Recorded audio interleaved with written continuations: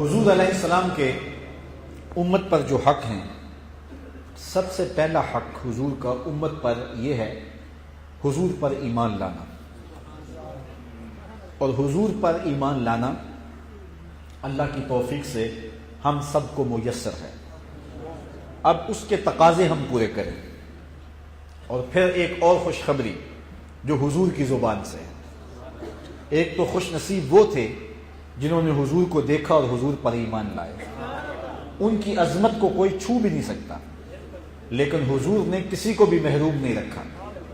ارشاد فرمایا طوبی لمن رآنی وآمن بی، مبارک ہو انہیں جنہوں نے مجھے دیکھا اور میرے اوپر ایمان لائے، جنہوں نے میری زیارت کی اور میرے اوپر ایمان لائے۔ اور پھر فرمایا وطوبی سبع مرات من لم یرانی وآمن بی، اور جنہوں نے مجھے دیکھا بھی نہیں ہوگا پھر بھی میرے پہ ایمان لائیں گے، انہیں 7 مبارک ہیں۔ صحابہ کو کہا تم نے تو چاند کے ٹکڑے ہوتے دیکھا، تم نے تو سورج کو پلٹتے دیکھا، تم نے تو درختوں کو کلمہ پڑھتے دیکھا، تم نے تو کنکروں کو درود پڑھتے دیکھا، انہوں نے کچھ بھی نہیں دیکھا ہوگا پھر بھی میرے پہ ایمان لے آئے۔ فرمایا ان کو ایمان کی میری جانب سے 7 مبارک ہیں۔ اللہ اکبر۔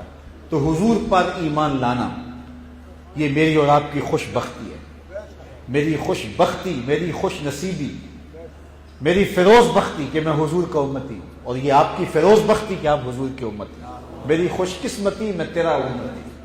میرے والد گرامی ایک ربائی پڑھا کرتے تھے، اور میں آج بھی جب پڑھتا ہوں تو مجھے ان کا نورانی چہرہ نگاہوں میں ہوتا ہے، اور وہ اس وقت عجیب تشکر کے انداز میں ڈوبے ہوئے ہوتے تھے، اور عجیب ان کا رنگ تھا۔ محمد جان جانا ہے، پیغمبر ہو تو ایسا ہو، محمد جان جانا ہے، پیغمبر ہو تو ایسا ہو، رسولوں کی بشارت سے مبشر ہو تو ایسا ہو، امر توقیر کا سب کو موکر ہو تو ایسا ہو، کیا ہم کو غلام ان کا مقدر ہو تو ایسا ہو۔ یہ میرے بخت، یہ میرے مقدر، یہ آپ کے بخت اور یہ آپ کے مقدر کہ ہم حضور کے امتی، اور یہ وہ خوش بختی ہے جس کے لیے نبی آرزویں کرتے ہیں۔ کتب میں آتا ہے 12 نبی ایسے تھے جنہوں نے حضور کی امت میں ہونے کی آرزو کی۔ ہم نے کوئی آرزو نہیں کی، کوئی تمنا نہیں کی، ہم سوئے تھے مقدر جاگ اٹھا۔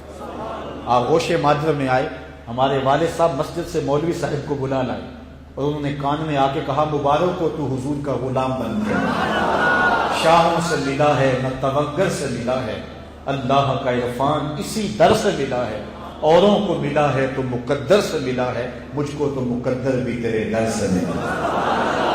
تو سب سے پہلے حضور کا حق امت کے اوپر یہ ہے کہ وہ حضور پر ایمان لائے۔